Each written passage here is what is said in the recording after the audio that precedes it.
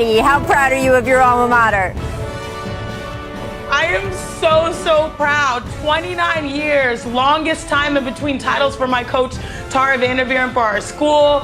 I mean, that's 29 seasons of players that could have won it, but we weren't able to do it. I went to 3, my sister went to 4 Final Fours. Go Cardinals! Nerd Nation, we did it! We did it now! Woo, you talk your talk, friend. You get all of it today, right, Jackie? Oh, you bet. All yours, dear. Tough year to win, too, with all the crazy stuff going on.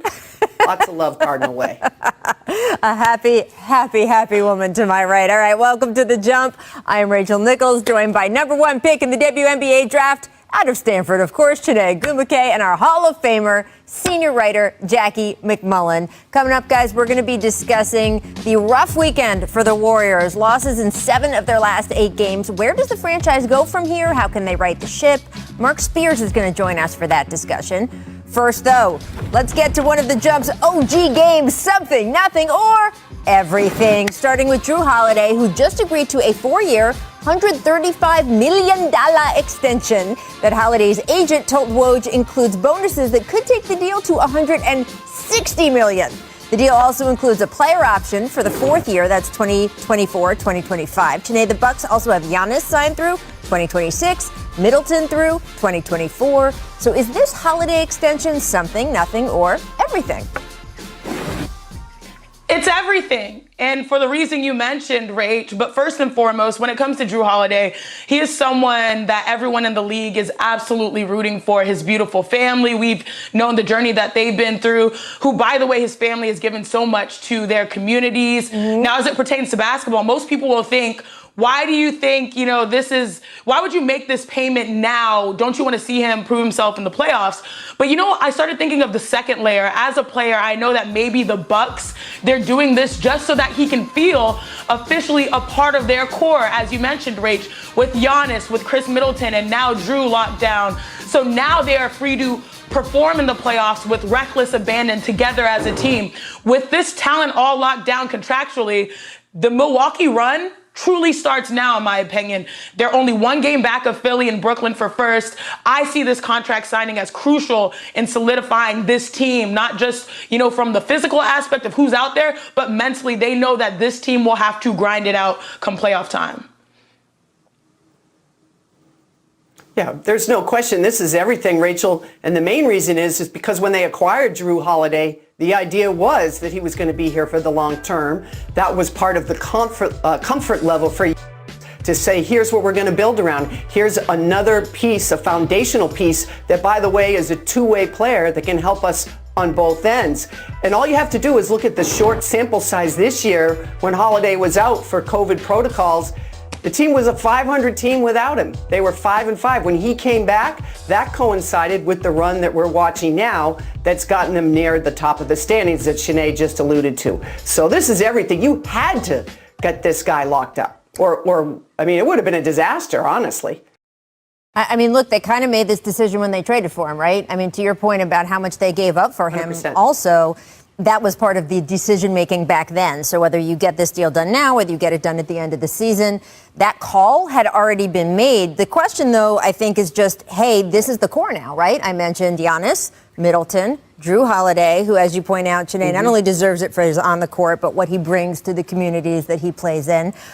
This is it, though. Do you think that this is a championship core that if you then continue to build things around them? That's going to be one of the questions, especially when you're in a conference with a team like Philly that is making moves, with a team like the Nets who, let's talk about Brooklyn. Steve Nash said there is a, quote, high probability that Kevin Durant returns to the Nets lineup this week.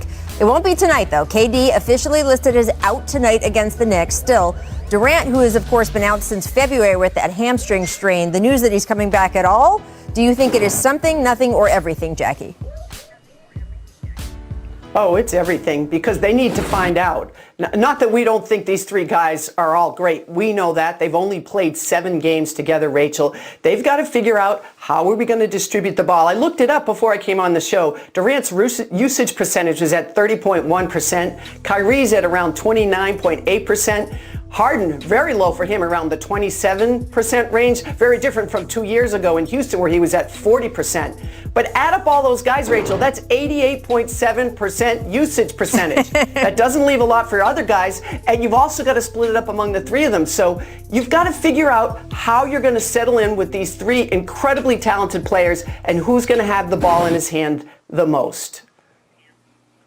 Yeah, it is totally everything. You know, after the arms race that came and went at the NBA trade deadline and throughout the, the buyout market, now the field is officially set. And what I love about this is that Kevin Durant is the ultimate weapon in this arms race because, he's the championship icing on the cake for any team. He made an unbelievable Warriors team untouchable. Now, will he do the same thing to this Brooklyn Nets squad? Now we get the opportunity to see the pieces really fit together, including LaMarcus Aldridge and now Blake Griffin. And this is going to be a wild combination. You're going to see a very small sample size of chemistry being built practically overnight. And that mixed in with the great expectations based on their talents. One thing I think, Rach, that people don't realize enough is that Kevin Durant, he really carries a heavy offensive load each and every night. The thing is, he makes it look so easy, but this year it's different because the eyes of the world are watching Brooklyn, and this journey will not be easy at all, especially with that small sample size. Here's what I know about Kevin Durant. He has historically come back very strong, even from major injuries, right? We saw him come back from the Achilles after so much time off and looked unbelievable at the beginning of this season. We saw in the past some of his major injuries in Golden State, or more so in Oklahoma City, came back, was lights out. So I don't expect too big an adjustment from him coming off this hamstring injury. And I'm with you guys. This team is so damn dangerous that I don't think it's going to be a huge problem to figure out who plays where. But you need more than 7 games to figure it out. So it's definitely something that they will probably get all these 3 guys back on the court again this week together. Let's move over to Lonzo Ball and the Pelicans, because last night Lonzo had 27 points, a career-high 8 3-pointers in a win over the Rockets. You might recall Ball's name thrown around quite a bit at the trade deadline, although he ultimately ended up staying with the Pels. He is a restricted free agent this summer. So, Chiney, are Lonzo's career-high 8 threes something, nothing, or everything? I love how you bring that up, Rach, how people were talking about him and look at what he's doing. You always provide the perfect context, which is why this is something. What I love about Lonzo Ball is that he truly understands what it takes to be a professional in the NBA at the highest level. He came in as a flashy, skilled passer, but he learned that he had to address his shot to be taken seriously as a complete professional player. And guess what? That shot at the time before was a threat to unlocking his full game, especially playing with Brandon Ingram and Zion. He needed to help stretch the floor. Plus, you lose a sniper like JJ Redick too, right? And guess what? He stepped up, and now we are seeing all of that hard work pay off, and that is a real professional's grind, which is why I respect what he's done. I agree it's something, Rachel, as well. I think obviously Lonzo Ball's trending in the right direction. He's still a career percentage shooter of 39.8%, still shooting under 40% for his career. And I'm not just talking about threes, I'm talking across the board. Still has some work to do, obviously, in that situation. But if he keeps taking threes, as many as 8 threes a game, that's a lot for him. I mean, to make 8, that's a lot for him. Then he's trending in the right direction and gives the Pelicans a decision to make. And that's what every player wants, right? To put themselves in a position where you're going to make your team make a decision about you, because you will have other suitors. And Lonzo Ball will have other suitors as a restricted free agent. And of course, the Pelicans can match. That's really the key, right? Because look, I will say personally, I have gotten to the point watching this season and how much scoring inflation we have. I mean, it's not arguable anymore. Like, we look at the numbers, something like 9 of the top 10 offenses ever in the history of the NBA are mysteriously in the last 2 seasons, right? I mean, so anytime someone has a career high, or frankly, anytime someone has an NBA record X or Y, I'm just not weighing it the same as I did years ago, because we have had scoring inflation. That being said, your point about him being a restricted free agent, Jackie, there aren't going to be that many free agents out there this summer. So even a guy who's restricted could get some serious offers from other teams, could get one of those poison pill contracts where they make it really difficult for the Pelicans. And this is the risk they took. They knew when they decided not to extend him coming into this season, this was potentially going to happen. And as you say, Chiney, he's paying it off the best that he can. All right, we're going to talk a little Joel Embiid next. Rejoin the Sixers this weekend. What does this mean for his team going forward? We'll discuss that. First, though, time for our distant replay. This date, 2005. A little Sean Livingston for you. He's 7'1", 251. Wow. Sean Livingston over the shoulder to marvelous slammer. Behind the head. I just want to tell this Sean Livingston that it's all going to work out for you, dude. I know it's not going to feel like it over the next 4 or 5 years after 2005, but I promise it'll work out. Definition of right place, right time. Got to be there. All right, Miss Disadvantages. Shot goes up in Boston. And check out Nate Darling boxing out Taco. Darling, Taco. Yep. Impressed by the box out, Janae? Look, he was boxing out for his dear life. Boxing out is probably the thing I least like to do as a post player especially. So if you're going to do it, you have to commit to it. I will be showing this to every young boy and young girl who've been saying, look, if he can do it, you can do it. Right, which is what all our coaches told us, right, Sinead? I was an undersized center, so the only way I could survive was to box out. But he should have his hands up. That could have been a foul. I'm impressed he got out of the entire experience alive. So that's really what we're going for here. Make precision. That is true. The Jazz are still extremely good. Newsflash, they hit 18 first half threes versus the Wolves. And Jackie, as I just said in the last segment, it's an NBA record. I don't know whether an NBA record means what it used to, but that doesn't kind of matter for the Jazz discussion because what it shows about the Jazz is they're not going anywhere, right? No, Rach, they lead the league in 3 points made, but by the way, only 17 a game. They had 18 and a half. Remember when Joe Ingles was trying to convince us he was the best shooter ever? Mm-hmm. Use that little clip, Joe, and maybe you have a case, right? Maybe. Yes, you know, I really love this about the Jazz. Steve Kerr gave them the best compliment a couple weeks ago, saying they remind me of us a couple years ago. And so ever since then, I watch how they shoot the ball, and that's why they're trending in the right direction this season. I totally understand his point. I totally believe Joe Ingles believes how he feels about himself, and also Steph Curry exists. So there's that. All right, Miss, old friends, back to Philly. Check out this bang out by Kat on Embiid. If you recall, these two have a bit of a history. And look, Janae, let's be real. Joel has gotten the better of Kat most of those exchanges. So how good do you think this felt for Carl? Oh, so we really showing the rough and tumble today, huh? We in the mix this Monday. I bet you it feels really good for Karl Anthony Towns because, I mean, you got to find ways to get wins, at least on certain possessions if you're not going to get them in the games. So this was a major win for Kat. I love this. Those big boys, they're back.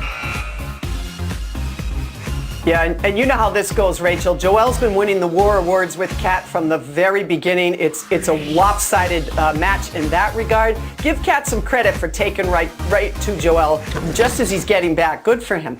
Yeah, absolutely. And look, poster dunk from Kat aside, as you said, the point of the game is to win the game. Joel Embiid won the game in his return from injury. He logged 24 and 8 in 29 minutes of action. Afterward, he shared his thoughts on how he felt when he first got injured. This is great. Take a listen. You know, laying on the floor in Washington, I thought I was done. The pain, you know, how bad it was hurting. I was just, you know, crying and, you know, asking myself, why me? Like, why does it always happen to me? You know, when everything seems to be going well, you know, with the team and myself, you know, something always has to happen. And, you know, I'm glad there wasn't anything bad, and I'm able to, you know, get back on the court and, you know, help the team go on this championship run. I really appreciated Joel taking us inside like that, his honesty. I just think he always gives us such a great feel for what it's like in the bad, terrible moments and the great, awesome moments. And this was one that started out feeling terrible, but obviously has not been as bad as he feared. What do you think, Shanae, his return to the Sixers really means for that team?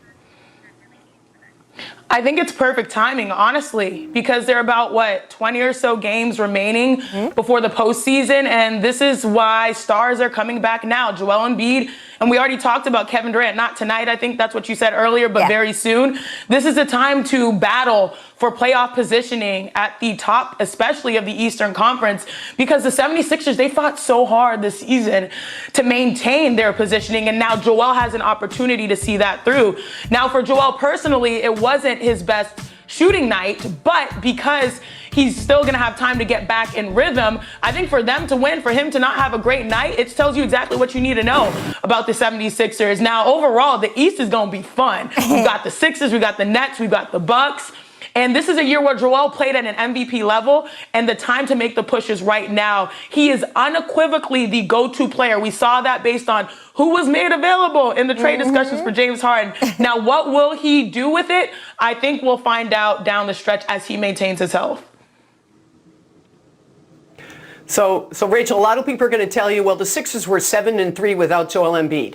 Good for them. You go nowhere in the playoffs without Joel Embiid dominating. And what do you want in the playoffs? You want a player that can absolutely dominate. And I always laughed when Daryl Morey went to the Sixers and everybody said, well, Joel Embiid isn't his kind of player. That's nonsense. Yes, he played with threes because he had James Harden. People forget he had Yao Ming. He told me once, is Shaq available? Because if he did, I'd set him up on the post and I'd feed him 20 shots a game.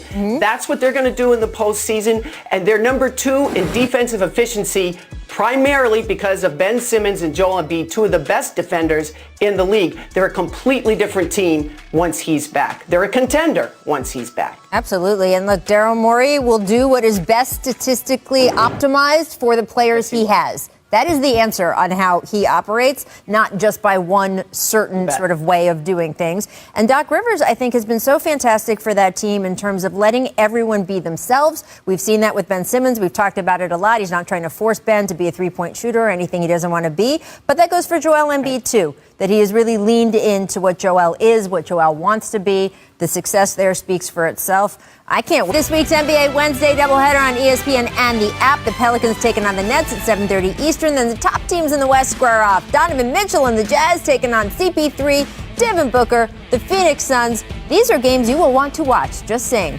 All right. Did you ever read that book when you were a kid, Alexander and the Terrible, Horrible, No Good, Very Bad Day? Well, that's what it was for the Warriors, except you can extend that to not just a day, but the entire weekend. On Friday night, Golden State lost by 53 to the Raptors, a thrashing so demoralizing that Klay Thompson, the most easygoing human on the planet, went on a tirade to some of his teammates post-game about how just unacceptable it all was. At least on that night, the rest of the roster could point to the team's stars being out with a variety of injuries. But last night, well, Steph Curry was back, dropping 37 points, no less.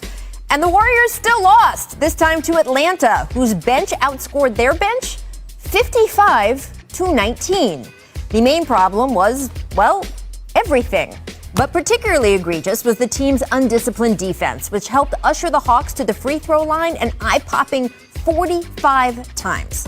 By the end of the night, Golden State had more fouls than assists and their 7th loss in 8 games. The team that at one point appeared ready to camp out in the middle of the West playoff bracket and at least make some noise in the postseason is now clinging to the 10 spot in the standings, and morale is extremely low.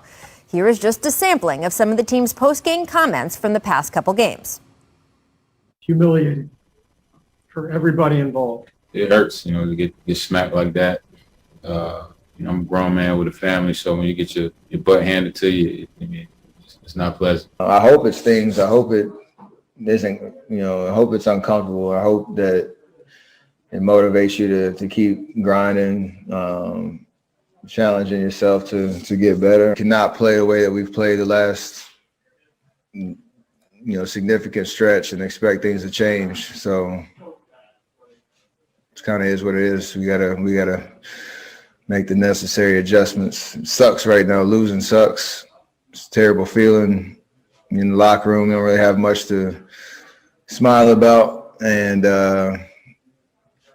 it's kind of the vibe right now. There are times for humor. There's times for joy. There's times for, serious discussion and soul searching. This is a time for soul searching, for sure. You can tell just how brutal this has been for those inside the franchise. And while it's certainly possible the team will rebound a bit in the coming weeks as its schedule is getting more and more friendly, questions about the team's bigger picture decision-making are going to linger. Even once Klay Thompson returns next season, is the rest of this team's roster constructed in a way that will make the Warriors contenders again? Doesn't seem like it. Is Steve Kerr deploying the guys he does have in the right way? Increasingly vocal segments of the fan base sure don't seem to think so. What about an asset like number 2 overall pick James Wiseman? How should he be developed? Last night, Wiseman played just 2 9-minute stretches, part of what seems to be a larger regression.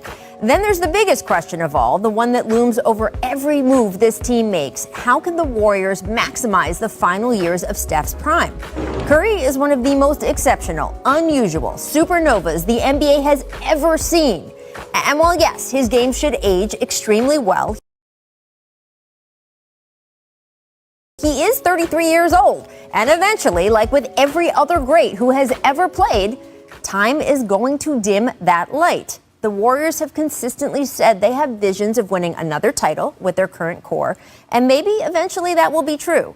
But at least right now, eventually seems pretty far away, especially after a terrible, horrible, no good, very bad weekend like this.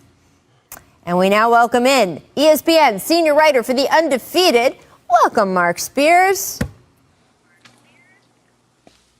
Good to see you. Good to see you. You followed this team since long before the dynasty started. Where do you think the Warriors go from here? Well, it doesn't get any better tomorrow night, Giannis.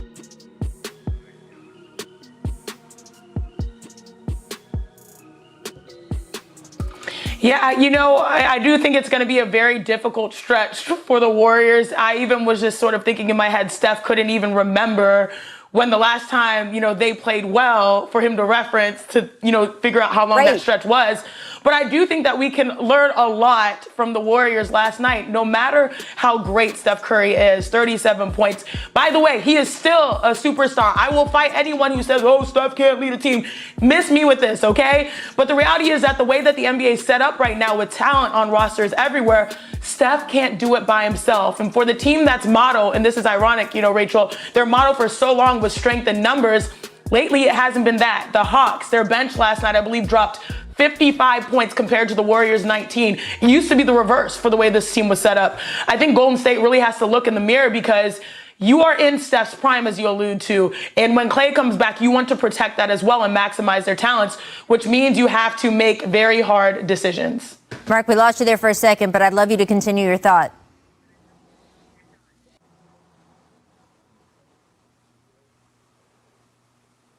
Or not. Jackie, go ahead. He looked like he was thinking really hard for Well, it. here's what Mark would say, Rachel. I'm going to read Mark's mind for him. One of the biggest problems they have, you mentioned the free throw shooting. That has been a trend all year long. They give up a little over 26 free throw attempts a game. That is dead last in the league. That strikes to be a lack of discipline. So that's something that Steve Kerr is trying to control. You mentioned James Wiseman. He is a rookie. I think there was a lot put upon him because of the unusual circumstances of this team. So I don't know that you can make a judgment on him in his rookie season where things have been so up and down. You do have a decision to make about Kelly Oubre. Is he part of the team's future? He's an unrestricted free agent in 2021. So there's some wiggle room there. You have to make a decision. And you're right, Rachel. You said it in your open. To think that Klay Thompson comes back and solves everything, I think we all know that's not true. But it will help players like Draymond Green, who needs to be a complementary player with great shooters around him. Add another shooter or two, you see his strengths, they'll go on the rise. Also, Andrew Wiggins, is he part of your future? They have more questions than answers right now. And Chiney, you bring up miss me with any Steph Curry slander, and I think all of us agree with you on that. What about the Steve Kerr criticism? 100%. Because you were talking about a guy with 8 rings, but who has heard his fair share of people telling him he doesn't know how to do his job. Yeah, Steve Kerr is always going to get quick criticism because of what went down with the coaching transition and then obviously stepping into immediate success. And of that Warriors dynastic run, that success, you know how it is. players often get the credit and coaches typically in those instances get the blame for anything goes wrong. So I can see how the dynamics are built to make him be the first person you look at. But it's important to note that the Warriors, their stars the last 2 seasons have dealt with injuries, significantly missing large portions of time. But last night's score, I mean, losing by 55. Anytime you hear on Friday, yeah, smacked, like not smacked, smacked. Oh yeah, exactly. Sorry, on Friday. Thank you. That's not just on the coach. These are things that the team has to address because you're professionals and that should never happen. And that's an effort thing as well. I think it's a combination of a lot of questions, as Jackie says, and few answers. And look, Jackie, I couldn't agree with you more. There is a lack of discipline on defense that's leading to all of those fouls. But you asked Steve Kerr about it. You asked Steph Curry about it. And they all say it's not like we're not talking about it. It's not like Steve doesn't remind us before the game, at halftime, after the game. I heard from some of the players last night, like, at some point, it's on us, right? I mean, at some point, you can only say to guys so many times, hey, keep your hands to yourself while still being aggressive. But they keep ending with this result. The amount of times they're sending other teams to the free throw line, you're just not going to win that way when you're playing across the thin margins that they are with Klay Thompson out and all the other things that they're dealing with. Janae, thank you so much for joining us today. You're off to your radio show. Everyone tune into that after this show. Go Stanford! Jackie's going to stick around. Mark Spears, we're going to get him back and unfrozen. Gosh darn it. Coming up, we'll talk about Gonzaga's Jalen Suggs, making that strong, still dealing with that adductor groin injury. But Paul George has already seen enough friends to know how valuable Rajon is. Take a listen. Oh, don't take a listen. Take a listen to me, friends, because I'm going to read it out loud. Story time.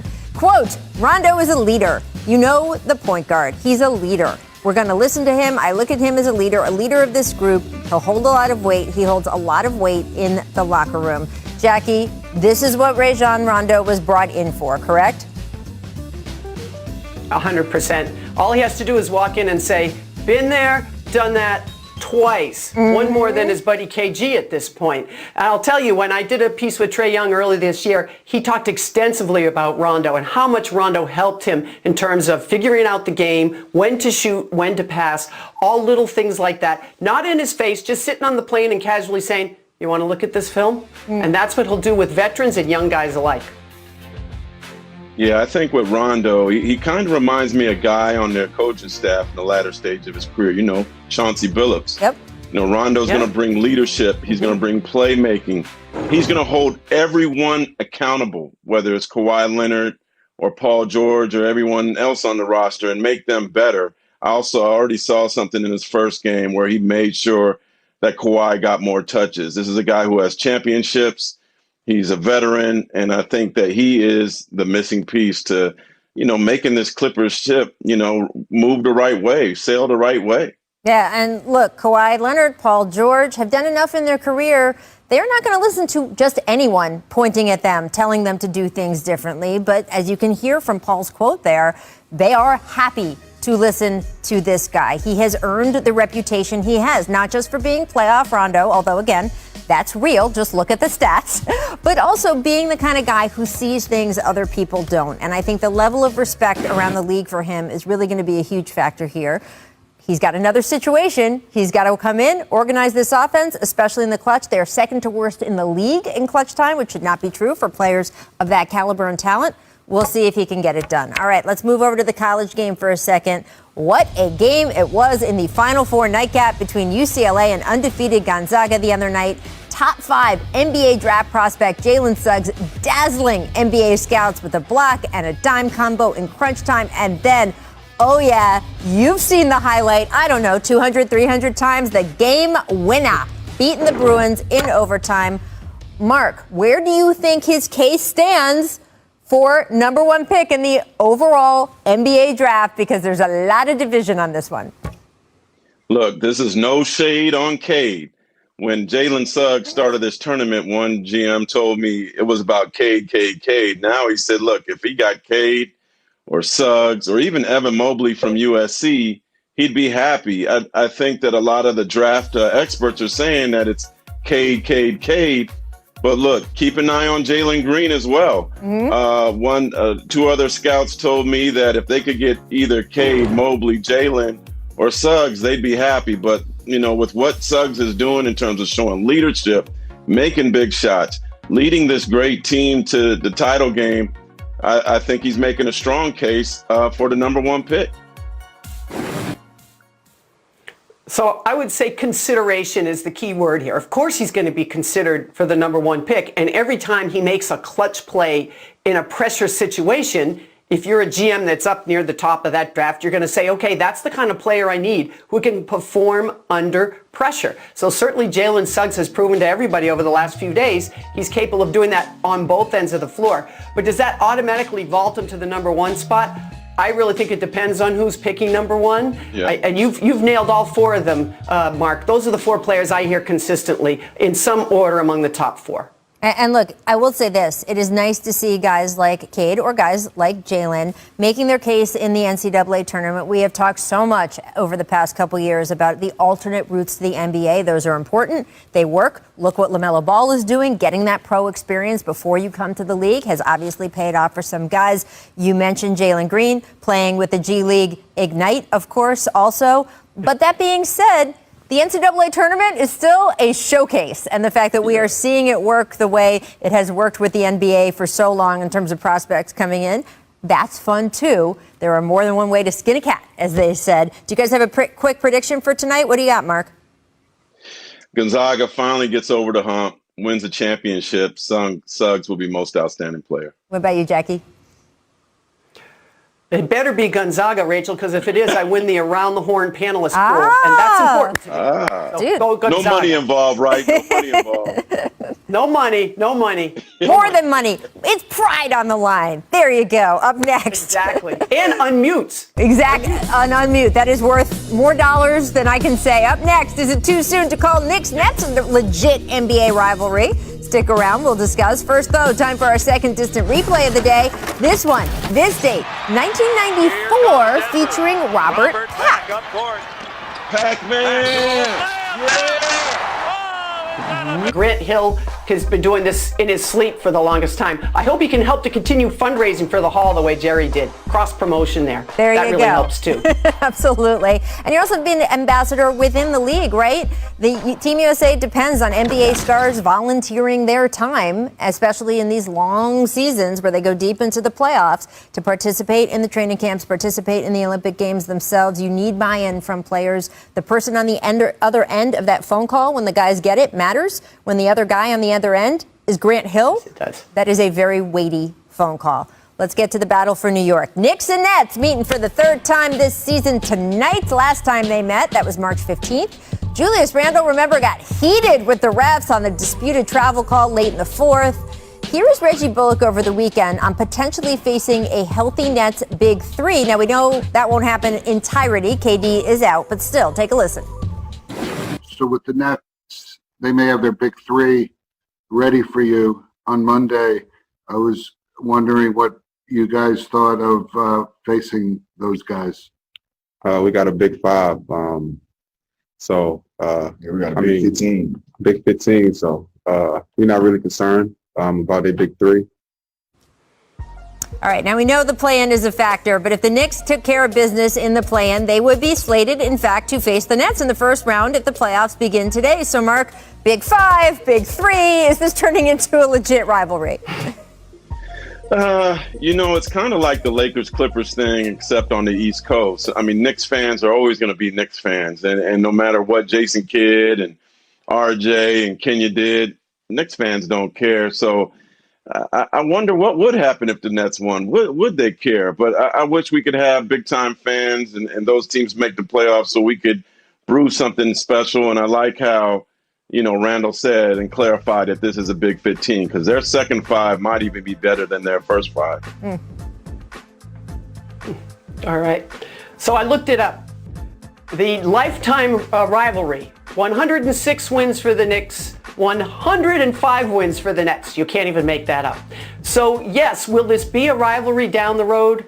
I can buy into that because I think both of these teams are going to be good for a while, and I think the Knicks are just getting started. But rivalries to me mean something really, really important on the line. Neither one of these franchises have won a championship, Rachel, in over 4 decades. So get back to me when you're starting to win championships, and then we can talk about rivalries. Yeah. Sorry. Yeah.